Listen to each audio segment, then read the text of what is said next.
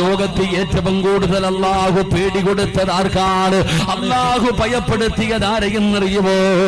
മഹാനായ ആദരവായ പ്രവാചകൻ നബി മുഹമ്മദ് മുസ്തഫ സല്ലല്ലാഹു അലൈഹി വസല്ലമ തങ്ങളെയായിരുന്നു.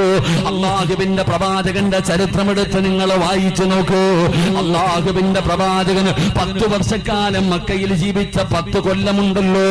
40ാമത്തെ വയസ്സ് കഴിഞ്ഞ് പ്രവാചകന് നുബുവത്ത് കിട്ടിയത് മുതലോ അല്ലാഹുവിന്റെ പ്രവാചകന് സമാധാനമില്ലായിരുന്നു. കാരണം ശത്രുക്കൾ മുഴുവനും ഒറ്റക്കെട്ടാണ്.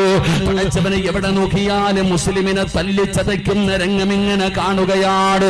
പടച്ചവനെ പട്ടിയെ തല്ലുന്നത് പോലെ തല്ലുകയാണ്.